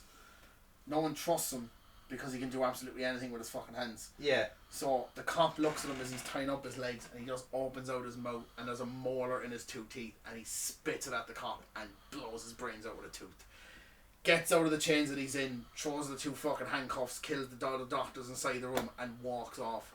And as I said to you the other day, Dave, they switch it so he doesn't see red, he's seeing blue instead, so the whole hue of the screen goes blue. It sets up a whole fucking scene where they utilise Daredevil's powers very well, because the aspect ratio goes from a widescreen, so he's listening, it goes up, he finally hears where the sound is coming from, it goes back down into a fucking tight widescreen. Yeah. And Daredevil, Matt sees red, Bullseye, he sees blue from his vantage point. There was almost too much sauce given to a Disney Plus show. It was like, how dare you? How dare you give us such a cool fucking scene, you bastards? When is the floor about to, or when's the rug about to be pulled? That's exactly. Yeah. What's the catch? I'm like, Yeah. am I dealing now here with a secret invasion thing where I'm going to get this whole fucking thing ruined for me next week when it ends? Or am I dealing with an Andor thing where I'm going to be spending the next 24 months going, give me the second series? Yeah. Which I probably think I'm going to do, because I've seen some set photos from season 2, because they're currently filming season 2. He gets the proper Daredevil suit. Okay. Yeah. Black with the 2 Ds on it. Yeah. He gets his proper Daredevil suit finally. So I kind of can't wait for that. Naughty. Yeah. Hey, So I'm going to finish off on that, because D also stands with Daddy. It's 2 D's and Daddy. 3 actually. 2 D's in the middle are the important ones. Anyway, Yes. but yes, it's been a massive stroke. The phase 4 of Disney. You did it! You didn't even have to do it that time. I think we're on phase 5 actually now. I think phase 4 ended with Ant-Man. I'm not really sure. I can't keep up with the phases anymore. This has probably been, it's arguably the best TV show they put out. Maybe WandaVision is a little bit better considering the time and the place that came out and how different it was. No, I'd say I'll put Daredevil above Wanda. This season, I mean, just specifically this season. I haven't seen, so... When you watch it, tell me, come back to me. I think it probably is. It is definitely the best thing they've brought out since Endgame. Bar Miss Marvel and the Marvels, which I will fight anyone on their perfectly fine fucking I Marvels. like them. The Marvels was great. The villain is the only thing that takes that down. It's absolutely the only thing that drags that whole fucking thing down. But other than that, it's... I will actually Fine. say though, I actually think my most recent Marvel movies, but I actually think one of my favourite comic book movies in the last couple of years actually was Guardians of the Galaxy Volume 3. Guardians of the Galaxy Volume 3 was good too. Yeah. And it is one of those things just because I really I fell out of I had a proper Crash out. out of comic book movies. Yeah. But I was holding off for Guardians of the Galaxy Volume 3 because I was like, do you know what? I actually like these movies as much as I despise Chris Pratt. Like, I actually do like these movies, and I just hate him just because I just feel like he does the same thing and everything. Like, Yeah. he's very much a one horse He show, got yeah. the Guardians thing as he was becoming famous and Yeah. has very much stuck. Yeah, like he with that, is yeah. really given, like, he's just very one trick pony to me. Like, as soon as he kind of has that real dramatic role, grand, I'll give it a shot. But at this moment, I'm just like, I'm done with this. I was like, I'm sick of you now. Yeah. And then he You turned were up kind in of- everything, and then he was getting everything. That's every role. the casting director's also fucking up. And I Just was like, don't be Jesus simple, Christ! yeah. I was like, I don't need even animated movies now. And saying that, I actually did like the Super Mario's movie, Yeah. the animated one, and purely because of that star that's sitting in her cage. She's just literally, it's just, we're waiting for death, and then the rest of them are just like, will you fucking lighten up? Like, oh my god! Like, what the fuck's Luigi like standing there? nothing is more painful than the existential defeating of whatever it is, and you're just like, Jesus Christ, this is a children's movie. When they get saved, he's like, damn it. I know. And it's like literally like lowering into like the molten lava. Yay! Finally! I'm just like, go Queen, I'm with you. Like, yes. Nihilism, yay. Yes, I'm with you, and then it doesn't happen. It's like that fucking star is like so upset. And part of me is like, maybe it's because as soon as Mario like eats you, that's it, you're dead anyway. Like, yeah, what the fuck you become him for so and it's what only the a fuck fleeting. do you have to live for? Yeah. But yeah, like, so Guardians of the Galaxy Volume 3 for me, like, that was like, Yeah. you know what, this is a nice place for me to kind of just be my cut off. Do you know the way? And then I Daredevil might is get the back to it. perfect thing with Guardians of the Galaxy. Do you know the way you can watch the 3 Guardians of the Galaxy movies? Yeah. And slap in Infinity War and Endgame in the middle to maybe get the continuation of the story. Yeah, you can just watch one after the other. But the whole thing with Gamora and Peter, you kind of need that bit in the middle just to fill in the blanks a bit. Because they go from like ready to bang to all of a sudden I don't even know who the fuck you are. So you do need that. You do need that. You can kind of do the same with the Daredevil thing. Also, do you remember when when they were still doing the promotion for that movie, and me and you were like sharing. At one point, we were sharing just kind of some of the promotional videos that they were coming out, and it was literally just of Baby Rocket. And it got to a point where both of us actually had to be like, we need to stop because I'm literally about to start crying over a CGI raccoon. And I haven't even seen what's happened yet. So when I actually finally saw that movie, I actually had to top it off with Cocaine Bear afterwards. Because I was you should just stop the cocaine there, yeah. Right? I was so emotionally broken from watching Guardians of the Galaxy Volume 3 that I actually had to watch Cocaine Bear to wind down, yeah. To like bring my spirits back up. And yeah. did any of you watch Cocaine Bear? No, haven't got to it. No, you It weren't. is honest to God one of the best comedies I've ever seen. Yeah. There is an awful lot of vicious death scenes in it. Yeah. Well, it's a movie about a bear. It's shocking, yeah. But do you know what? It's so. At one point, my dad came in and he was watching one of the kills and he goes, "Seriously, they're still not killed it yet?" I was like, they still haven't killed him yet, and I was like, it's just beautifully done. It's so fucking funny. I was like, part of me is like, I think Elizabeth Banks directed it. She directed it, which one? Yeah, and I'm just like, fucking slay. Yeah, like, you are my. It's also queen. got the only. It does have a very cute son in it, but one of the actors I think that maybe everyone knows shows videos of your man going, you just lost a valuable customer. Well, leave. Doom. Did you ever see those ones? Yeah, those. Well, then, that guy's in it. He's a medic in it. Yeah. He's in a chunk of the movie, and that was one of the reasons I actually wanted to watch it because I was like, I like his TikToks. Yeah. You've just got yourself a few, ladies and gentlemen. Like, it is actually, honestly, it's actually such a good fucking movie. Yeah. That I do highly recommend it. What was the question everyone asked in Jonathan? Well, the question was was that seeing that Amy went on a bit of a Val Kilmer kind of so we say a tribute watch. We've been more an appropriate description of it. Oh yeah, it's like a nostalgia watch. A nostalgia watch, yeah. Let's go with that. I'm wondering how I have done this with music a lot in a sense where like obviously when David Bowie passed, I went on a bit of a rabbit hole with all of the stuff that I'd like would have listened to the first time, but then kind of grew another appreciation of after the fact, like his stuff in the 90s and 2000s, I never heard the song like I'm afraid of America in that song, and the whole music video was like fucking like Jesus, it's a trip and a half, but he's kind of right, like, you know, he's got some salient points there. So I went through that sort of stuff, and then when Chester Bennington passed away, it was the same thing where I went like I listened back to his last album, and was thinking like fucking binge. There's a few warnings in this fucking album, you know. There's like he's not in the right mindset here when he's making this album, you know, and that sort of stuff, you know. Which again, this is commonplace for artists, I suppose. But when an actor has passed, or even if a director or producer have any of you done the same thing, where you've done like a bit of a tribute watch and said like, I was like, oh, like this actor I really enjoyed watch. Like, when's the last time you've done something like that? All the time. Really, yeah. Anytime an actor dies, my first thing to do is I'm gonna watch my favorite movie of them. Okay, yeah. Well, before Val Kilmer, who was the one you did of that proverbial? See, here's the thing is, I actually watched on the 22nd of January, every year since 2008 I watch a Heath Ledger movie because that's the anniversary of his death. Yeah. Okay. So I actually watched 10 Things I Hate About You all the time. Gene Hackman, when Gene Hackman passed away, I decided I'm going to watch my favourite one of his. Actually, I didn't know. I said I'm going to watch something I haven't watched of his.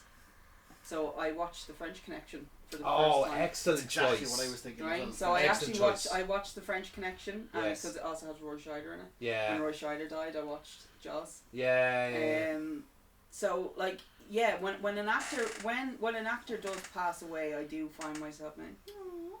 And then I will watch something that they were in for, like Cameron.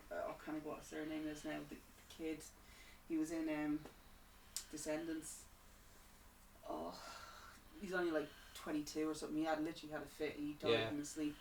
But he was Adam Sandler's kid. He was one of the Adam Sandler sons in the Grown Ups movies. Okay, right. So I went back and I watched the Grown Ups. Yeah. Both Grown Ups movies. I was like, so stuff like that. When an actor passes, I will watch. Yeah. Probably something that they've done. Just been like, oh. That's fair. Aaron, have you done that? Have you done the trivia watch? I don't do it all that much. I have to really like the actor or the musician. You have to be one of your favourites, like, yeah. But I did do it with, and I continue really to do it with Chris Cornell. I think he was one of the few musicians that when I heard he passed, I was like, oh, you fucker. I was actually like sitting in a room just in silence for like 5 minutes going. Have you actually seen that we also have a comment anyway? Have you done it with wrestling as well, surely? I've done it with wrestling the odd time, yeah, but I feel like that's different because there's so much there with movies. Eddie Guerrero was Eddie Guerrero was I think probably the biggest one for me when he, because I think it kind of the way how he died was more about the shock factor. Yeah. I think I did one for Bray. Bray hurt. Bray was good, yeah. I'll be honest, actually, when a good choice. Like good choice. Yeah. When everything happened with Benoit, now I didn't go back on his matches, but I did. The true crime fan in me, kind of came out, and I made sure I listened or watched every documentary. Oh yeah, or anything that came out about that, because I wanted to know. But there's a kind of versatile thing where I need to know how this happens. I need to know every sort of detail, because literally the crime horror in me wants to know every disgusting, dirty detail that happened on it. So that was like those are big. I think it's worth telling you, if you watch a Benoit match now and you see every single time there's hair trauma. Yeah. Mania 17, he takes that running headbutt out of the ring, and Jericho whacks him or his angle that whacks him with a chain. With a chair. I was like, holy fuck! Like that is concussion city. Do you know what it is though as well? Is because the only time I ever watch any of his matches is if OSW doing something. doing something and they have him on it. And it makes me so angry. Yeah. When I'm watching it, and it's more along the lines of being like, you fucking prick, you should have just left Daniel alive. It's like, if you're gonna kill your wife, fine, okay. Do you know what? Fine, right? I will accept that men kill their wives every fucking day. It's the fact that you killed your child. You literally drugged your very vulnerable child. You drugged your 7-year-old child, made sure he was asleep, and then you proceeded to choke him to death. Yeah. There's a special place in hell for people. There is. And it's just that really always just makes it. Anytime I see his matches now, I just get so angry at the fact that and it's another thing as well, is because when you're also, it's a really, really sorry type of situation as well, because when you listen to the podcast that they're doing, especially the one where I sent to you, because they do actually point out that only a couple of months before she was filing for divorce. Exactly, but they reconciled, and you're like, Nancy, no. Yeah. It's like, I'm from the future. It's like, please sign the paper. But that's he was having a mental break anyway. Like he wasn't. Yeah, exactly. But so like in those senses, there, like if certain wrestlers, if they've been a bit like iffy in their personal lives, that actually came to light, then I don't give them the time of day on it. Whereas if it's like Andre the Giant, like I wasn't watching wrestling when he was like really a thing, sort of thing. But at that point you were twinkling your dad's, when did he die? Mid 2? Yeah, thereabouts. Yeah. So I only started watching wrestling in '94. So I was already 4 years. It was already gone. Like, right, so that's what I mean. It's like, so I wouldn't have got that, but how I was introduced to Andre the Giant was through The Princess Bride. Yeah. So every time something comes up with true, regards to, it's like, oh, whatever it is, and I was like, I might watch Princess Bride. I'm in a bit of an Andre mood. Yeah. Because OSW I got to see all of him through that way. So Yeah, like, but he's also like, he is just like, just lovely. Like, he's in he a way, like, just he's seems so like nice such and a fucking sweetheart. And yeah. there was a Sky Arts did a series of historical figures and the most peculiar friendships. Yes. That they had, and it wasn't James Joyce, Seamus Heaney, Samuel Beckett and Andre the Giant's friendship. Yes. And the fact that Samuel Beckett did they? Yeah. I'll tell you why, and thank you for letting this slip, by the way, because this is going to be a question in the quiz coming up next month. Oh, is it? Yeah, so I'm going to change that. But yes, so Samuel Beckett went out to live in rural France, and it turns out that Andre's father, Andrei Rusumov Sr., basically did renovations on his house while he was over there. And the story goes that basically because Andre, even at the age of 6 or 7, was now 6'5", so he already was like giantism at this stage. He couldn't fit on the school bus. He couldn't fit. He was having trouble like getting to school. But Samuel Beckett obviously could drive, but also he had a convertible. Yeah. So he had an open top. So Andre roof. could fit into the car. So Samuel Beckett was Andre the Giant's chauffeur for several years driving to school. Now Sam Beckett used to do this for multiple kids around the area, but Andre in particular was the one that needed chauffeuring across the. That's such a fucking. Isn't it such a random thing? And I literally never would have looked into that. It was only that I was watching this TV show on Sky Arts, and it's just because it said it was Samuel Beckett and Andre, and I was like, this what? Yeah, that's genuine. That doesn't make any sense. It was such a fascinating fact that I had put it into the fucking quiz, so now I'm going to take it out now. I love the fact that is actually a fact that you're probably like, how the fuck did she know this? No, do you know what? No, it's in fairness with the quiz, like I'm going for questions that are approachable. But like, and on the fact like, it was the heat of moments you might not remember type of shit. And in fairness, it's the true or false, so it was a 50-50 chance. So I'll just keep it in, because we're the ones that know about it. Just don't release this episode for another little bit, so then nobody. No, this episode's getting released like next week. It's gonna be it's a bit later that, you know. But I love this one because by the time we come into the quiz, we'll have all forgotten. No, because you're all fucking sober now. You see, this is the problem. You see. Well, I'm after about fucking. Yeah, no. Yeah. I've only had the Baileys. So yeah, that's I wasn't true, even drinking. I've had the Baileys, yeah, actually. But yeah, so I suppose to wrap this episode up, I'll jump in with what I was watching. Oh shit, yeah. Wait, you joined in on her conversation? That's why you just moved up. Well, in fairness now, I had jumped in on the Pitt as well, to be fair. But no, I'll keep it short and sweet because I've been showing clips as in the intermission. I have described the dropouts. Because Brian was here a couple of episodes ago and he was speaking the virtues of the platform, and to give KC the kind of the backup, because I think like me and you are in the same sphere as well. So for those uninitiated, Dropout is basically the phoenix of CollegeHumour.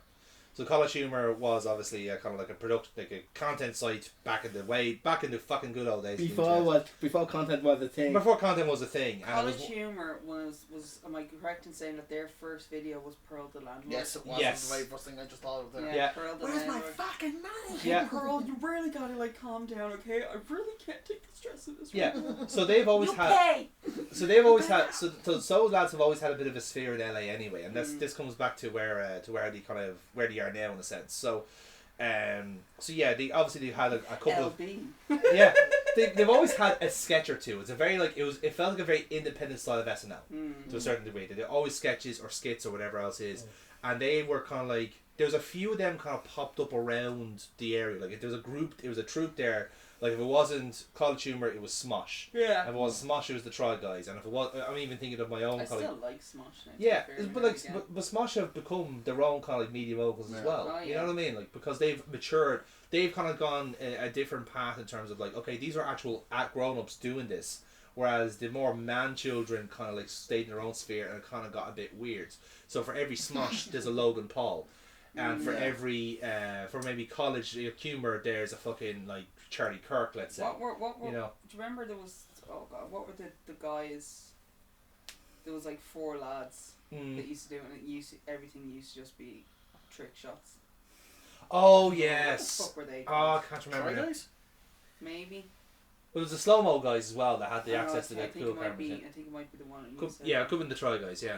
But There's only two of those now. yeah, there only two of them now. One of Yeah. them kind of get a little There was yeah, I know the two you're thinking of as well. I can't remember off the top of my head, but I Yeah. can see them. But like, yeah, they fell out as well. But CollegeHumour basically was like the ones where like, okay, they had like a decent sustained amount of success, and they were bought by a company then, and the company basically said, okay, we have to let you go now because the revenue is not going to keep up. So they basically had to let go and have a majority of the kind of the core members kind of stick around to a point where they could become their own independent operation, and then that's how they become dropouts. Now, again, it doesn't seem like it's not really rags to riches story, considering that Sam Reich, who's a CEO, his dad is a fucking Democratic senator, so it's not as if like, you know, he came for nothing. It's all very caveated, but again, comes into play what I'm talking about. So since then, Dropout have become a subscription service similar to kind of Amazon and to Netflix to a certain degree. £6 a month, and it's access to all the kind of shows that they do. So, but also because they have so many contributors and collaborators, so shows that have been on the internet for yonks are now on Dropout for kind of posterity. So anything Dimension, like anything D&D shaped, Dimension 20, all their stuff is on it, including all the live shows, Comic-Con specials. They now have done a collaboration with Xavier Woods, Kofi Kingston, Bailey, and Chelsea Green. So they're doing a campaign now, and it's supposed to be quite good. Is that along with Up, Down, Down? Like? No, it's not using That's Up, probably Down, the Down. real, no, there isn't it, though? Yeah, those four guys are involved in Up, Down, Down. Okay. So, Alright. but essentially the draw is that it's a collab. Yeah, you can say it's a collaboration between the two. You should say, yeah, and because Xavier has done D&D before as well, so it's he's he's He off. did He's the a proper reboot nerd, as well of what was that fucking? It had Olivia Munn in it. That's why she got a big break. Yeah. So Can't remember the name of it. but so it's thrown in a couple of other shows that were there around at the time, like Actually and stuff like that. And they're, I suppose their two flagships would be Game Changer would be the biggest one. And Game Changer, the whole premise is essentially the contestants come in, they play a game of some description, but they don't know what the game is. They have to figure it out as they go along. So they really push a boat out in terms of, like, say, the last couple of seasons, because obviously they've got production money. But it's also the fact that, like, they've obviously expanded out the crew to a certain degree. So there's still a lot of CollegeHumour kind of alumni, like Josh Rubin, Sam Reich mentioned, Addie Beardsley, who, as again, this to show you how long this has gone, has since transitioned since she was in CollegeHumour and he is now in Dropout. Like, and we like binge watch Game Changer and you could see them transitioning year upon year. It's mental. Like, you know, like you coming out of like the pandemic as a literally completely new person. You know, it's insane. You know what? You look so familiar. Like someone I knew. Yeah, exactly. Yeah. But the thing is, so like they've so yeah, it's and they have all these other people that's thrown in as well. Again, all different people have interviewed for CollegeHumour, and they kind of came in at the wrong time. Yeah. But now they're all like actually had a proper spot to them now. They would have jobs on the slide as well. It's like one guy is the like host of the Jimmy Kimmel Show, for instance. He's the PA, or one guy writes for John Oliver. I think that's Adam Ruins Everything. Yeah. So he's on the writing crew as well. And the other guy there was a CollegeHumour. Adam Ruins Everything kind of fuck himself when didn't he get in a bit of trouble? He got in a bit of trouble, but I think he wasn't cancelled. He wasn't cancelled. It wasn't cancelled though, right? No, but it was the other guy. It was Adam. Not Adam, but it was something along those lines. I was Adam Ruins Everything. I thought it was him. Maybe it was someone else I was thinking of. Not Abed, but something similar to that. But again, he was maybe. Yeah, maybe. I can't remember. I can't remember his name. I can see his face, but I can't remember his name. But yeah, like again, so they've all lived in the kind of same spheres, and that means they can draw people in and stuff like that. So. Even Game Changer over the pandemic got some special guests in, like Giancarlo Esposito, just to jump in to do a spot, and they had some other guy, Tony Hawk, was like you have to kind of fuck anything though. Yeah, in a fun way, not like in a desperate way. Michael Winslow did so like they had three lads here that could do sound effects. So they said, okay, if you think you can do sound effects, let's get the fucking gold standard in. Yeah. You know, really. And here's Michael Winslow. I quit. Yeah, I fucking quit. So, are you happy now? Now, what they've really kind of looked into is the fact that like Game Changer is because of the nature of it is such an open format that it is so open to the spin-offs and anything like that. So there's been 2 or 3 spin-offs since, and some of the original stuff is really good, but the one that really has hit is Make Some Noise. because Make Some Noise is literally, it is the heir apparent to Whose Line Is It Anyway. Yeah. Like even the current Whose Line Is It Anyway does not hold the candle to Make Some Noise, in my opinion. It is blows out of the water in terms of presentation, in terms of the prompts. It is niche and general at the same time. Like it understands its audience extremely well because they are the audience in a sense. They're popping themselves or they're popping us at the same time. So if they have 3 people on that they know are going to be good for this, like they know Brendan Lee Mulligan loves a rant about capitalism, let's give him a very anti-capitalism prompt. Like the poor fucker had to it was the kind of thing like, what will you do for this amount of points? And he had to go on to Instagram Live and defend Elon Musk. And I was like, I will, because again they use his competitiveness against him to say, okay, he is extremely competitive, but is he that competitive to defend Elon Musk? Let's find out. He banks his points, he does it, but he also he does it in a roundabout way. Someone might say that he's a product of genocide and apartheid South Africa. Some might say that. He's very Never me though. Yeah. But so all that's kind of sprung out in the basis said, look, listen, let's just these 3 funny people in and give them prompts that suit them in particular. And that's the way they've done it. So myself and Kira have blitzed through Game Changer, we've blitzed through Make Some Noise, we're down to Actually, and we're just going to keep racking through the back catalogue and see what else is there. There's some really kind of fascinating, really funny shows there. One that Breaking News was another one that came back from the CollegeHumour remnants. So that was like the really short, snappy, they have to read out the template prompter not knowing what's on it, and every time they break or they giggle or something like that. The best part of what it was that the funniest one by far is they have a guy called Grant O'Brien who is like what I would say the only gay in the village. That sounds very derogatory, but in terms of that, his personality, he's he's very hedonistic. He's very open about the fact that he has had so many sexual encounters with men, women, envies anywhere, anything what's happened to him. Good for him. Absolutely. Good for him. And the gas thing is, and he's also an open alcoholic as well. He's not so much good for him. No, but in a sense where less good for him. Less good for him. Yeah, but this is an American alcoholic, is what I'm saying. This is not a Paddy Losty situation. Right. Okay. Yeah. Kind of way. This is a fella he might chase a fucking drink at his breakfast type of shit. So the thing is so they did a bit where Are we still talking about a show? Yeah, this is a different one. This is Breaking News I'm talking about here, right? So one of my favourite ones is that you completely fucking zoned out. You did zone out there, yeah. I did because I thought we were wrapping up. I'm like, why? This is literally this is me wrapping up. This is me saying this is all I have left. It's been 10 minutes. Yeah. He was talking about fucking Daredevil for 20. It's his show. I know. So how bad is this gonna be that she just fucking defended him? Yeah. No, not saying that it's bad. Bad. Okay. I'm so sorry. It's not that it's bad. It's just you just zoned out. 10 minutes of your life. I literally was just I blinked and went, wait, hold on, this is not what happened. This isn't what he was talking about. This is after turning completely onto something else, and then I looked and I went, oh my god. Yeah. Anyway, sorry. So basically, they pulled the fast one on Grant. One quick go before for you it. finish, right? I said she defended me. Kara's so shocked at that she got woken up from her sleep. Yeah. She was like, how bad has gone that Amy's defending Aaron? Yeah, exactly. She's dazed and confused, and she thinks it's a dream. Very confused. It's okay. She'll never believe now that I defended Aaron. She think it was a dream. It wasn't a dream. He didn't do it. He's still a prick. Yeah, exactly. But yeah, so they pulled the fast one on Grant by literally rolling these are all true facts about Grant O'Brien, and you can see him going, oh shit, okay, no, okay, fine, fucking bring it on. It was first one, Grant got syphilis last year. It was and it just gets worse from there. But yeah, it's absolutely brilliant. Two reasons I think it really is it's a very important thing to have right now.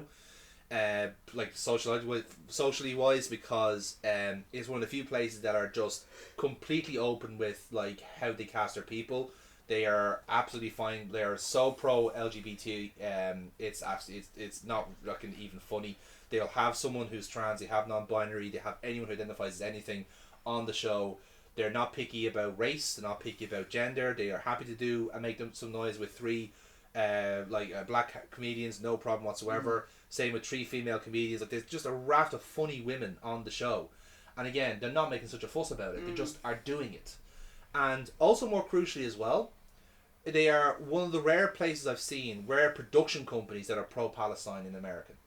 And that is that's good. such a rarity because, well, see, Sam Reich himself is a Jewish man, but he's a pro-Palestine Jewish man. Yeah, it's one of those You things. know- It's like if it's in America now, if you're seen as pro-Palestine, it is. You can see, yeah, exactly. It's career You've got this nonsense about like if you're pro-Palestine, you're anti-Semitic, which is absolute bullshit, by the way. Yeah. And if you think that, you are part of the fucking problem. You are the problem. You are the problem.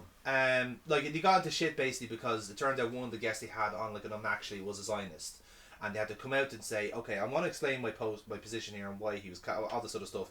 And they said like, listen, we are a pro-Palestinian operation here. Like, and again, this comes from Sam Reich himself. It's like I believe in Gaza being free. I believe in a 2-state solution, all this stuff. And I'm saying this as a Jewish man. Like, I don't believe that this, like the way it is right now is correct. I don't believe that Jewish people should be victimized because of what's happening in Israel. You know, and that's a totally fair comment because, like, yeah, like you can imagine, like there's people in Russia that don't agree with the fucking annexation of different countries. It is you one know, of the things is because there's an awful lot of people in Israel that don't agree. Absolutely, with what's yeah. happening. Not enough. Well, not enough, but then No, it's but, like, a it's very also- unique, such a unique situation as well. It like, is you know. it is a massive situation where it's like, granted, the numbers they're not loud enough, and the loud voices are killed. Yeah, that's So, it. Yeah. Exactly. It's either right. I'm either going to stand up for what I believe in and be killed for it, Yeah. or I'm going to have to be quiet Exactly, yeah. and just hope that this That works out. there's no opposition in these countries for a reason. They're Yeah. stamped out, yeah. Like, that's the thing is, like, with it. Yeah, and I'd say if you want any kind of indication that these guys are the heir apparent to your improv kind of troupe of the jour, your Who's Lines, anything like that, you know they are good. You know they are the anointed ones because they got Wayne Brady on, I love and Wayne he was able to live his I beat. love He was able to Wayne say Brady. whatever he wanted. He could make as many jokes as he wanted. He didn't have to be hamstrung by the CW. He could just be himself. Oh my god, did Who's Line go on to the CW? Yeah, when in the Aisha Tyler era, yeah, CW, yeah. Oh god, And the thing is- it's still there then. Yeah. Oh yeah, no, they get renewed every season. Okay, yeah. that actually explains some of their guests. It's Exactly, consistent. yeah. It's We're consistent. literally No. just finished up. Yeah, and that's We're it. Yeah. literally just finished. You didn't have to Yeah. sneak off like You a didn't fucking sneak off, one no. night stand. That's a bit fucking rude, yeah, Casey. You know, we're finishing up the fucking episode. Jesus, right. Shut the fuck up, Adam. No, I won't, because you very sneakily just Like, decided to take all your shit and we're just go. literally all about to leave. Like, we are wrapping up the show. Yeah. I didn't know what you start talking about politics. And No, I'm to be thinking, fair, to be fair, when I zoned out and then zoned back in, at that point Jonathan knew, was like, okay, her social battery is fucked. Yeah, She's exactly. gone. I mean, And he's been playing with this blanket for way too long. He's getting He's far too really much enjoying into it. it. It's fucking so soft, lads. It's like I've never, Right. like Can I've we see never it? Can seen we see it on the autism Yeah, look at that, in look real at that. time Look at the way that we're shit. doing Look it at now. Oh, it's lovely. It's a great. I gotta get one of these for myself, to be honest. oh yeah, exactly. Anyway, Right. that was what we're watching. Yes, a lot Um, apparently. What? It was a lot. It was a fucking lot. Yeah. The next time, hopefully, it won't be that long, or at least I won't be fucking tired at 10:45 at night because I'm an old man. Fucking we're all actually really fucked today, aren't we? I'm all pretty fucking tired today. And Kira's fucking gone. She's out. She's done. Hello. I think she Very- mentally checked out midway through Azkaban. when we were watching Azkaban. I'm pretty sure. I think you were actually checked out as soon as we pressed play. But she's been asleep since the dessert, essentially. Yeah. So I mean, Yeah, it's a long week. it's Yeah. been a long week. Yeah. Are you using my bag as a fucking armrest? Is that your bag? I was only just using it there, to be honest. Oh dear. Right. Well, Well, before anyway, Aaron, look, before I Aaron bust breaks the everything. place up Yeah, and exactly. Yeah. knock the fucking Hoover again. Yes. This was a good Everyone- fucking. That was a good episode. Yeah. It was a We good talked chat. a lot about stuff, and You don't know we'll who talk to you Edgar next Allan time. Poe is? Yes. Good night, everybody. Bye everyone. Bye Chloe, because I know you're going to be watching us. How do you not know who Edgar Allan Poe is?